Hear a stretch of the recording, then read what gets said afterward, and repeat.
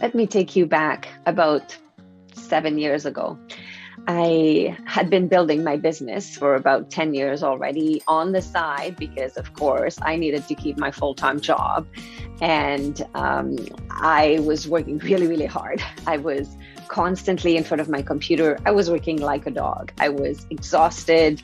And then eventually I did quit my full-time job. And then I started to take double bites and really getting full on trying to build my business. And I would get up at 5 a.m. and then go to bed at midnight. And I would try to also exercise and do my meditation. And I needed to post on social media, and I needed to start a podcast, and I needed to. So I was totally overwhelmed. I was exhausted. I had zero life balance. And I was thinking, oh, is that it? My life of an entrepreneur?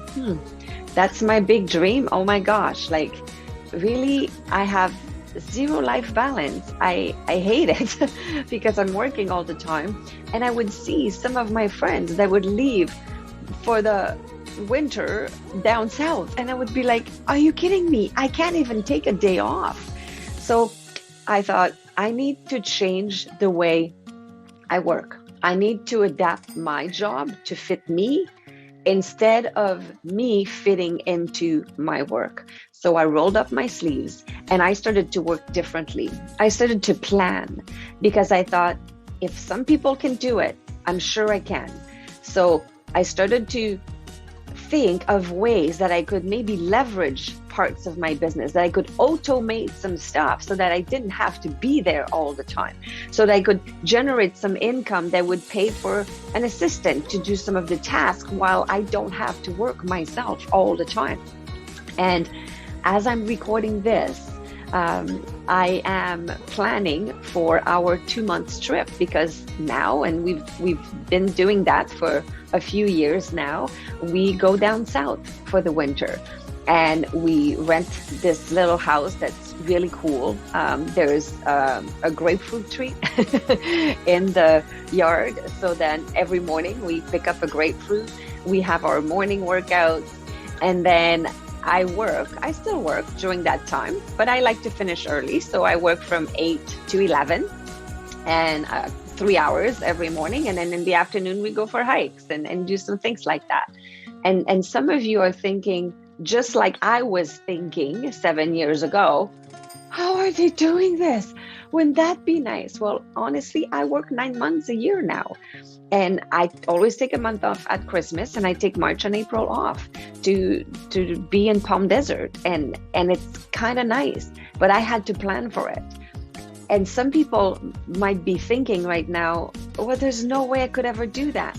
Well, you can do this, because I'll give you the example. Let's pretend that right now you win a trip. Let's say it's all paid and I'm entering you into a contest and you win a trip for a month in Spain, let's say, or wherever you would like to go. What would happen is that you would make it work, because you would be like, well, I need to make this work. Like, I need to organize. And then you would, if you have children, you would organize babysitters, or you would organize to take them with you, or you would negotiate something with your boss to get some time off, or you would arrange your clients to work really, really hard the month before you go and work really, really hard the month after you come back. You would make it work, right? Even if the trip was tomorrow, and you had to do all this in one day, and you would be like, okay, I'm going to figure this out. This is amazing. Like, let's say that it's a $20,000 prize, and then you're going to be in luxury hotels everywhere in Spain, and you would make it work, and you would work really, really hard to make it happen. And that's what I've done. I've been planning for it. And the 9 months that I work. I do spend a lot of time planning, because and my January and February is nuts, completely crazy, and I've just had a very long haul of intense clients, because I knew that was my choice. That's what I want to go for March and April. So I organized my business And I started building this kind of lifestyle because I was thinking I need to figure out a way that I can be working from the pool somewhere warm in the winter. So if I can do it, small town girl like me, like I didn't even speak English 15 years ago, right? So I started to slowly create the process.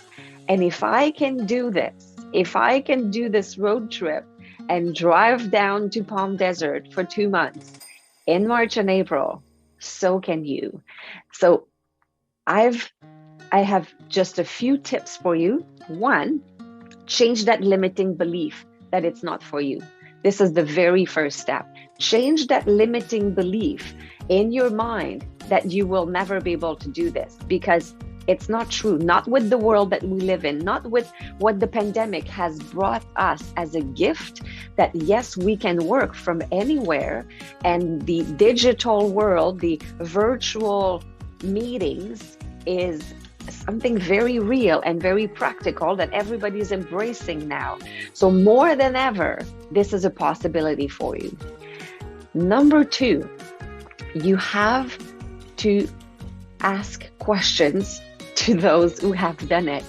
I started surrounding myself with people that were doing that. I started surrounding myself with coaches. I've hired in the past 7 years so many different coaches for specific things. One specifically for my funnel marketing, one for my different speaking engagement. So to become a more prominent speaker, to be more eloquent. I have a humor coach to help me with my funny speeches, because I wanted it to be more fun on stage. I've worked with so many different people, and I invested in myself. I invested in my business to become the sought after speaker that I am now. And I've done even more coaching certification. I got more very specific tools to be able to help my clients, so that now clients are lining up for me. And I don't have to seek out clients all the time, because I know what they say about me. Natalie, she's the best, but she's very expensive if you can even get her, because I have all these specific tools that I spent a lot of time studying and learning, that now I'm sought after.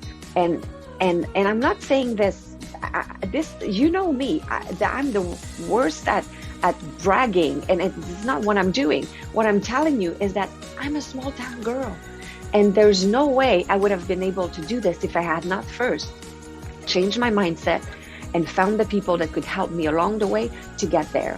So find the people that will be able to help you and change that mindset, because if you could work only 9 months a year, what would that look like?